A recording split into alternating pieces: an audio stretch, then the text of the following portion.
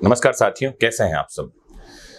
Evidence act के एक बहुत ही लैंडमार्क जजमेंट के बारे में आज के इस लेक्चर में मैं आपसे बात करना चाह रहा हूं। केस का नाम है Tommaso Bruno versus state of UP. 2015 का ये मामला है और सुप्रीम कोर्ट का ये जजमेंट है लैंडमार्क, जिसमें सुप्रीम कोर्ट ने कहा कि सीसीटीवी फुटेज जो है वो बेस्ट एविडेंस होता है किसी भी ऑफेंस के लिए, अगर सीसीटीवी फुटेज मौजूद हो।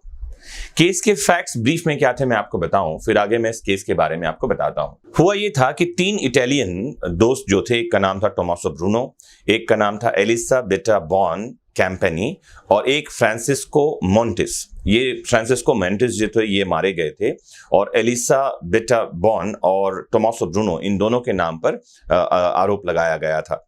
हुआ ये था कि ये तीनों टूरिस्ट वीजा पर इंडिया आए थे लंदन से।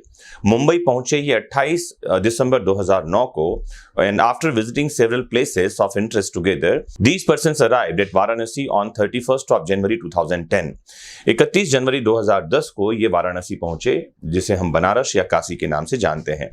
दे checked in the hotel Buddha, ये बुद्धा नाम के एक होटल में रुके और वाराणसी के राम कटोरा नाम की जगह पर ये होटल है। The hotel management, after checking all the relevant identity proofs, allotted room number 459 in the hotel to them at about 5 p.m. शाम को 5 बजे इनको कमरा मिला। For 2 days, the accused and deceased went around the city. 2 दिन तक लगातार ये घूमे और 3 फरवरी 2010 को the deceased complained of mild headache. एक शिकायत की उसने कि मुझे सिर दर्द हो रहा है, on account of which they went out late and returned early and thereafter stayed in the room for the entire evening as they had planned to see the सुबह बनारस।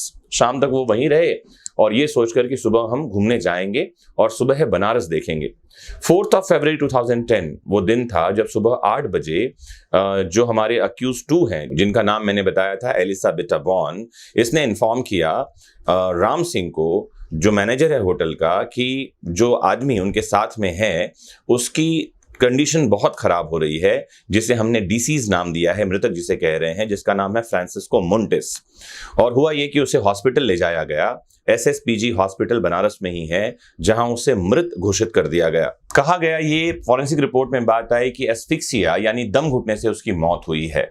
ये जो 2 लोग उनके साथ में थे, एक तो एलिसाबेटा बॉन और दूसरा टोमासो ब्रूनो। टोमासो ब्रूनो को मेन अक्यूज बनाया गया और एलिसाबेटा बॉन को उसका सहयोगी होने के लिए आरोपी बनाया गया। 302 और 34 सेक्शन 302 आईपीसी मर्डर के बारे में बात करती है और 34 सेक्शन जो आईपीसी का है ये जॉइंट लायबिलिटी डॉक्ट्रिन के बारे में बात करता है, कॉमन इंटेंशन। इन 2 धाराओं में मामला तय किया गया और इसमें एविडेंस एक्ट के बहुत सारे सेक्शन जुड़े। सबसे काम की कुछ बातें थी सेक्शन 6 जो रजिस्टर के बारे में बात करता है, जिसके अंदर सर्कमस्टेंशियल एविडेंसेस की बात की जाती है, परिस्थिति जन्य साक्ष्य। और इस मामले में कोई भी आई विटनेस नहीं था। कुछ बातें जो मिली वो ये कि जो बेडशीट था, चादर, उसमें कुछ ब्लड क्लॉट्स मिले और साथ में यूरिन पास किया हुआ था उस व्यक्ति ने, कुछ उसके भी क्लॉट्स मिले। लेकिन कहीं से कहीं तक कोई आई विटनेस नहीं था, क्योंकि जो कुछ भी हुआ वो कमरे के भीतर हुआ और सुबह 4 से 8 बजे के बीच हुआ। ये दो लोग उनके साथी थे, टोमासो ब्रूनो और एलिसाबेटा बॉन। इन दोनों का ये कहना था कि सुबह 4 बजे ये बनारस की सुबह देखने चले गए थे और जब लौटे तो डेड बॉडी मिली। वहीं वेटर का ये कहना था कि उसने किसी को बाहर जाते हुए नहीं देखा था।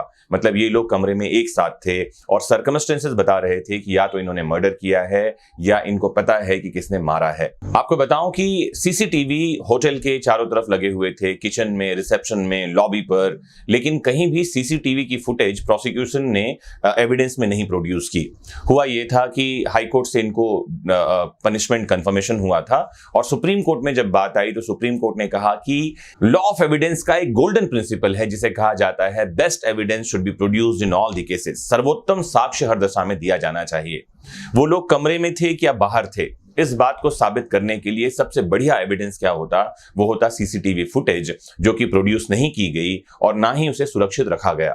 सुप्रीम कोर्ट का कहना यह था कि क्योंकि सीसीटीवी फुटेज नहीं दिया गया, मतलब बेस्ट एविडेंस का अभाव है, और बेस्ट एविडेंस के अभाव में क्योंकि वो नहीं मिला, इसीलिए कन्विक्शन करना, डाउट का बेनिफिट किसको मिलना चाहिए, अक्यूज्ड को। 200 सिद्धि होना सुप्रीम कोर्ट का कहना था कि यह गलत हुआ और इन दोनों को छोड़ दिया गया।